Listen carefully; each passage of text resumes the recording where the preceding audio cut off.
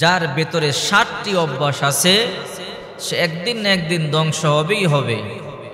সে কোনো কাজে সাকসেসফুল হতে পারবে না, তার ইচ্ছে পূরণ হবে না, আস্তে আস্তে অবশ্যই সে ধ্বংস হয়ে যাবে। মনে রাখবেন, মানুষ যখন গুনাহ করে আর আল্লাহর কাছে তওবা করে ক্ষমা চায়, আল্লাহ তাআলা অবশ্যই তাকে ক্ষমা করে দেন। ইল্লা মান তাবা ওয়া আমানা ওয়া আমিলা আমালান সালিহা ফাউলাইকা ইউবাদদিলুল্লাহু সাইয়্যাতিহিম হাসানাত ওয়া কানাল্লাহু গফুরার রহিমা। যারা তওবা করে, নতুন করে ঈমান আনে, আল্লাহ পাক রব্বুল আলামিন তাদের গুনাহগুলোকে শুধু ক্ষমা করে না, আল্লাহ তাআলা ফাউলাইকা ইউবাদদিলুল্লাহু সাইয়্যাতিহিম হাসানাত, তাদের পিছনের গুনাহগুলোকে আল্লাহ পাক রব্বুল আলামিন নেকের দ্বারা পরিবর্তন করে দেয়। আল্লাহ কেমন দয়ালু! গুনাহ করলে তওবা করলে আল্লাহ মাফ করে, শুধু মাফ করে তা নয়, আল্লাহ পিছনের গুনাহগুলোকেও ক্ষমা করে দেয়। তবে একটা কথা মনে রাখবেন, আল্লাহ তাআলা যদিও তওবা করলে ক্ষমা করেন, যদিও আল্লাহর কাছে ক্ষমা চাইলে ক্ষমা করেন, কিন্তু একটি গুনাহ আল্লাহ পাক রব্বুল আলামিন ক্ষমা করেন না।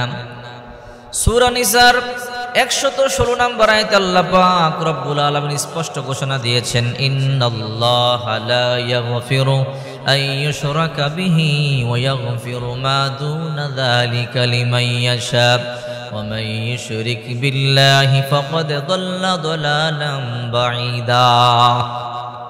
আল্লাহ পাক রব্বুল আলামিন বলেন, আল্লাহর কাছে চাইলে আল্লাহ পাক রব্বুল আলামিন সব গুনাহ ক্ষমা করে দিবেন, কিন্তু আল্লাহ পাক রব্বুল আলামিন একটি গুনাহ ক্ষমা করবেন না, শিরকের গুনাহ। শিরকের গুনাহ অত্যন্ত ভয়ঙ্কর গুনাহ। আল্লাহ পাক রব্বুল আলামিন বলেন, ইন্নাশ শিরকা লাযুলমুন আযীম, নিশ্চয় শিরিক হলো সবচেয়ে বড় অপরাধ। শিরকের গুনাহ যে করবে আল্লাহ তাআলা তাকে কোনোদিন ক্ষমা করবে না।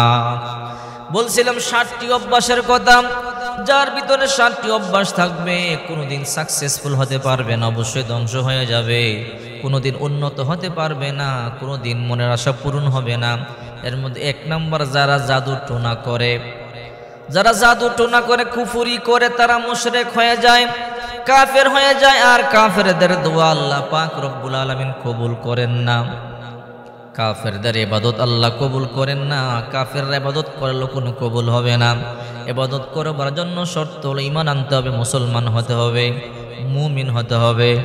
7টি অভ্যাসের মধ্যে 1 নম্বর, যারা জাদু টোনা করে তারা কোনোদিন ইবাদত করলে কবুল হবে না। কোনোদিন গণকের কাছে যাবেন না, হাত দেখাবেন না।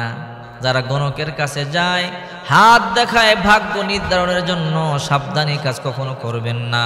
শুধু গণকের কাছে গেলেই, হাত দেখানো লাগবে না, শুধু গেলেই 40 দিন পর্যন্ত তার ইবাদত কবুল হবে না। গণকের কাছে গিয়ে হাত দেখাইলে মুশরিক হয়ে যাবেন, বিশ্বাস করলে কাফের হয়ে যাবেন। আর তার কাছে গেলে পরে 40 দিনের জন্য ইবাদত কবুল হবে না, আর হাত দেখাইলে শেষ, ঈমান শেষ। এরপরে 2 নম্বর হলো, 3 নম্বর হলো অন্যায়ভাবে কাউকে হত্যা করলে। সূরা মায়েদার 23 নম্বর আয়াতে আল্লাহ পাক রব্বুল আলামিন বলেন, আন্নাহু মান কাতালা নাফসাম বিগাইরি নাফসিন আও ফাসাদিন ফিল আরদি ফাকান্নামা কাতালান নাসা জামিআ। যদি অন্যায়ভাবে কেউ কাউকে হত্যা করে, গোটা পৃথিবীর মানুষকে হত্যা করবার পাপ আল্লাহ পাক রব্বুল আলামিন তার ঘরের মধ্যে দিয়ে দিবে। আর যদি কোনো মানুষ কাউকে বাঁচাইয়া দেয়, কাউকে সাহায্য করে, গোটা পৃথিবীর মানুষকে বাঁচাইবার সওয়াব আল্লাহ তার আমলনামায় দিয়ে দিবে। সাবধান, কাউকে অন্যায়ভাবে হত্যা করবেন না। 1 নম্বর বলছিলাম, শিরিক করা যাবে না। শিরিক যারা করে তারা ধ্বংস হবেই হবে। 2 নম্বর, জাদু টোনা করা যাবে না, সাবধান, বান মারা যাবে না, কুফরি করা যাবে না। 3 নম্বর, অন্যায়ভাবে কাউকে হত্যা করা যাবে না। যদি অন্যায়ভাবে কাউকে হত্যা করেন তাহলে আল্লাহ তাআলা গোটা পৃথিবীর মানুষকে হত্যার পাপ আমলনামায় দিয়ে দিবে। 4 নম্বর, সুদের লেনদেন করা যাবে না। যারা সুদ খায়, যারা ঘুষ খায়, তারা জাহান্নামী, তাদের ইবাদত কবুল হবে না, একদিন না একদিন তারা ধ্বংস হবেই হবে।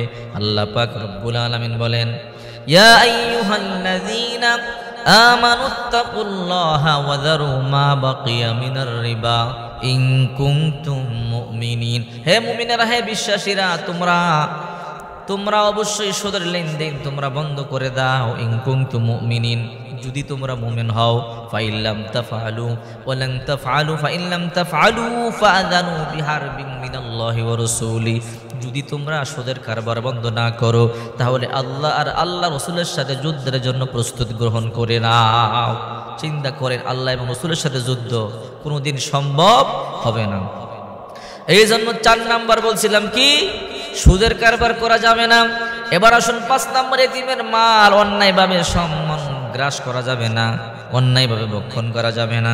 আল্লাহ পাক রব্বুল আলামিন বলেন, যারা এতিমের মাল অন্যায়ভাবে ভক্ষণ করে তারা মাল খায় না, তারা আগুন ঢুকায়। সূরা নিসার মধ্যে আছে, তারা পেটের ভিতরে আগুন ঢুকায়, আগুন। 6 নাম্বার, রণাঙ্গন থেকে যারা পলায়ন করেন তারা অবশ্যই ধ্বংস হবে, কোনোদিন উন্নত হতে পারবে না, দোয়া কবুল হবে না, ইবাদত কবুল হবে না। 7 নাম্বার, সতী নারীকে যারা অপবাদ দেয়, আহারে নারীদের মধ্যে সমস্যাটা অনেক বেশি, সতী নারীদেরকে অপবাদ দেওয়া যাবে না। এই 7টি কাজ যার মধ্যে থাকবে অবশ্যই সে ধ্বংস হবেই হবে। বিশ্বনবী মুহাম্মদ সাল্লাল্লাহু আলাইহি ওয়াসাল্লাম আমাদেরকে এত সুন্দর করে বুঝিয়ে দিয়েছেন। আজকে আমরা ধ্বংস হওয়ার 1 নাম্বার কারণ আমরা বিশ্বনবীর কথা মানি না, বিশ্বনবীর হাদিস মানি না। যদি আমরা বিশ্বনবী মুহাম্মদ সাল্লাল্লাহু আলাইহি ওয়াসাল্লামের কথা শুনতাম, বিশ্বনবীর হাদিসগুলো মানতাম, আমাদের ব্যক্তি জীবন, পারিবারিক জীবন, সামাজিক জীবনগুলো সুন্দর হয়ে যেত। আল্লাহ তাআলা আমাদের প্রত্যেকটা কাজের মধ্যে কল্যাণ দান করতেন, আমাদের প্রত্যেকটা কাজে কল্যাণ দান করতেন। আমরা নবীজির সুন্নাত মানি না, রাসূল করিম সাল্লাল্লাহু আলাইহি সাল্লামের কথা মানি না, সেজন্য যেদিকে তাকাই অন্ধকার, আমাদের কোনো কাজে কল্যাণ নাই, প্রত্যেকটা কাজের মধ্যে পেরেশানি। এর একটাই কারণ, সুন্নাত নাই। সুন্নাতের আমল করেন, শান্তি আসবে, বরকত আসবে, বালা মুসিবত দূর হবে। সুন্নত ছেড়ে দিবেন বালা মুসিবত আসবে, গজব আসবে, আযাব আসবে, শান্তি কোথাও পাবেন না। এই জন্য আপনার আমার নবী বিশ্বনবী মুহাম্মদ সাল্লাল্লাহু আলাইহি ওয়াসাল্লাম বলেন, মান আহাব্বা সুন্নতি ফাকাদ আহাব্বানি ওয়া মান আহাব্বানি কানা মাই ফিল জান্নাহ, যে আমার সুন্নাতকে ভালোবাসলো সে আমি নবীকে ভালোবাসলো, আর যে আমি নবীকে ভালোবাসলো সে আমি নবীর সাথেই জান্নাতে যাবে।